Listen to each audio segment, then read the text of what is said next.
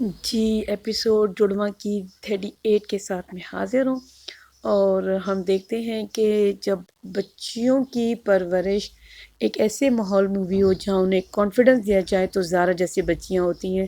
جو نہ صرف اپنے حق کے لیے لڑنا جانتی ہیں، جو اپنے حقوق کو جانتی ہیں، وہ دوسروں سے اپنے حقوق لینا بھی جانتی ہیں،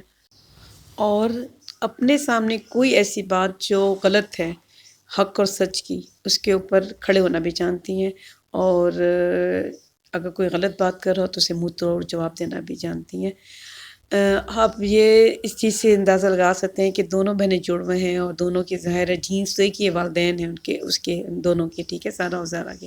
لیکن پرورش الگ الگ گھروں میں ہوئی ہو تو کتنی ایک دوسرے سے مختلف ہیں کہ جو سارا وہ اتنی سی بات پہ ڈر جاتی ہے، ایون وہ اپنے باپ سے اپنی محبت کے بارے میں، اپنے جو اپنے باپ کے لیے وہ فیل کرتی تھی وہ نہیں بتا سکی، ساری زندگی ڈری ڈری رہی، جبکہ آپ نے زارا کو دیکھا وہ ایک اجنبی گھر میں آئی ہے، مطلب ہے تو اس کے والد صاحب کا گھر، لیکن وہ اس کے لیے گھر میں تو نہیں تھی، رہتی تھی اس گھر میں تو نہیں پلی بڑی تھی، لیکن وہ آئی، اس نے سب کا دل جیتا، کس طرح سے وہ اپنے حقوق کے بارے میں بات کرتی ہے، اس نے اپنے ماں باپ کے دل میں اپنے لیے محبت نہ صرف ڈیولپ کی بلکہ دیکھیں رکشی کے خیالات اس کے لیے بدل گئے،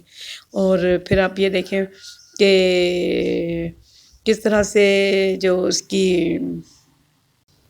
اس کے پیرنٹس ہیں ان کے درمیان جو ایک خلیج تھی وہ بھی اس نے دور کی۔ اب پہلی دفعہ ہم دیکھتے ہیں کہ جو مظہر صاحب ہیں وہ اپنی بیگم کی تعریف کرتے ہیں، اور جو وہ ان کی مسز ہیں وہ خود اپنے ہسبینڈ کی پہلی دفعہ تعریف کرتی ہیں، ورنہ ان کے درمیان اتنی سختی تھی، مطلب ایک ہی گھر میں رہتے ہوئے الگ الگ لوگ جیسے رہتے تھے، اس طرح سے رہتی تھی۔ بہرحال ہم نے دیکھا کہ مظہر نے اس بات کا اعتراف کیا کہ اس نے اپنی بیوی کی بات اس ٹائم پہ کیوں نہیں سنی تھی، مجھے سننی چاہیے تھی۔ یہ اتنی امپورٹنٹ بات ہے زندگی میں، آپ کسی بھی ریلیشن میں ہو، کسی بھی تعلق میں ہو،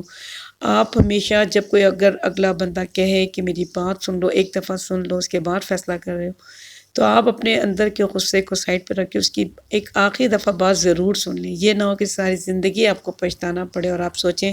کہ میں نے اس ٹائم بات سن لی ہوتی تو آج مجھے زندگی میں اتنا ریگریٹ نہ ہوتا، جیسے کہ اس کو دکھا رہے ہیں۔ اس نے پوری ایک عمر گزار دی، جوانی کا ٹائم گزر گیا، بڑھاپا آ گیا، بچیاں جوان ہو گئیں، اپنی بچیوں کے ساتھ نہیں رہ سکا، اپنی فیملی کے ساتھ نہیں رہ سکا، صرف اس لیے کہ وہ اپنی بیوی کو غلط سمجھتا رہا، اور ایک بات یہ، اور دوسری بات یہ کہ آنکھیں بند کر کے کبھی کسی پر اعتبار نہیں کرنا چاہیے، جیسے اسے اپنی، اس کو تھا کہ یہ میری سگی بہن ہے، یہ جو کہے گی وہی صحیح ہے، جبکہ ایسا نہیں ہوتا۔ کبھی کبھی ہم سب کے اپنے اپنے مفادات ہوتے ہیں، اپنے مفاد کے چکر میں انسان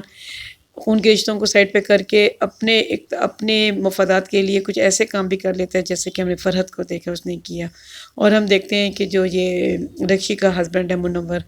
وہ